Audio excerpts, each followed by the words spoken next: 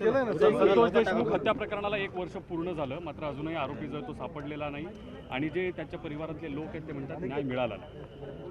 Sir माझा प्रश्न संदीप देशपांडे मनसेचे नेते यांनी एक प्रश्न उपस्थित केला, व्हिडिओ देखील प्रसिद्ध केला। हापकेन येथील सार्वजनिक बांधकाम विभागाचे अधिकारी एलओसी साठी 2,80,000ची टक्केवारी घेतानाचा एक व्हिडिओ त्यांनी समोर आलेला आहे। एक्झिक्युटिव्ह साहेबांचा हिस्सा वेगळा, उर्वरित वरच्या 2 अधिकाऱ्यांचे व्हिडिओ लवकरच समोर येणार असं संदीप देशपांडे यांनी सांगितले। कामाच्या नावाने भ्रष्टाचार केल्याची बाब त्यांनी समोर आणलेली आहे। नाही, जे संदीप देशपांडे साहेबांनी जे दिलेलं आहे तर असा प्रकार जर म्हणजे घडलेला असेल तर तो अत्यंत चुकीचा आहे आणि या बाबतीमध्ये सी आमच्या ज्या मुंबईच्या प्रेसिडेन्सीच्या आहेत त्यांना सूचना दिल्या, ताबडतोब ह्याची जी काही माहिती आहे ती सगळी त्यांनी घ्यावी आणि जे दोषी असतील त्यांच्यावर कार्यवाही तर करू, पण अशा प्रकारे मला वाटते हा जो अधिकारी आहे हा ज्युनियर इंजिनियर आहे आणि त्यानं हा प्रकार केलेला आहे, म्हणजे जो देशपांडे साहेबांनी जो आरोप केला तो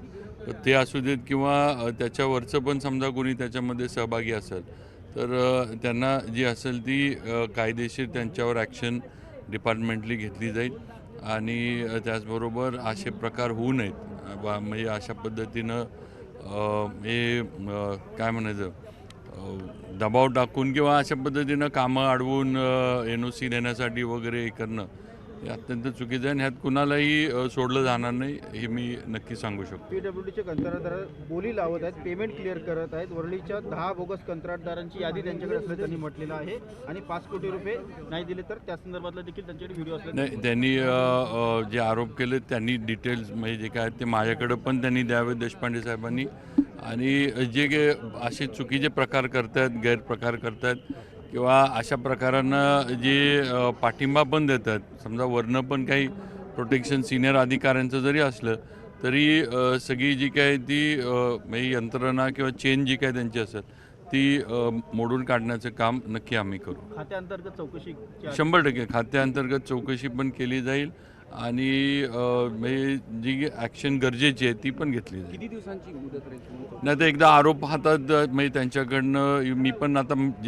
कारण मी पण बातमी ऐकली आहे त्यामुळं सीईना मी पण सांगितलं आहे मुंबईच्या किंवा ताबडतोब ह्याची इन्क्वायरी करा लवकरात लवकर आल्यावर, कारण ज्युनियर इंजिनियर आहे त्यामुळे ज्युनियर इंजिनियर तसं बघितलं तर म्हणजे माझं पण मत आहे की एवढा खालचा अधिकारी ज्युनियर इंजिनियर फार धाडस करू शकतात, त्यांचं काय वरपर्यंत जर काय का लागेबंदे ते नक्की आम्ही करू आणि लवकरात लवकर जी काय असेल ती ॲक्शन घेतली जाईल। सार्वजनिक बांधकाम विभागाच्या उत्तर मुंबई विभागामध्ये देखील 50 कोटींचा भ्रष्टाचार झाल्याची बातमी समोर आलेली आहे।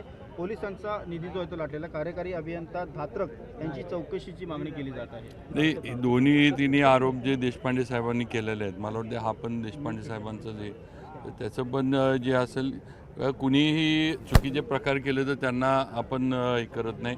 मध्यंतरीसुद्धा मला वाटतं पालघरचं एक प्रकरण, जव्हारचं एक प्रकरण झालं, त्याच्यात पण आपण FIR दाखल केली, त्याच्यात पण आपण ताबडतोब जे संबंधित दोघं आणि लगेच आपण सचिवांच्या स्तरावरून एक कमिटी पण म्हणजे इन्क्वायरीची हे बसवली आहे, त्यामुळं कुणालाही पाठीशी घालण्याचा प्रकार केला जात नाही आहे।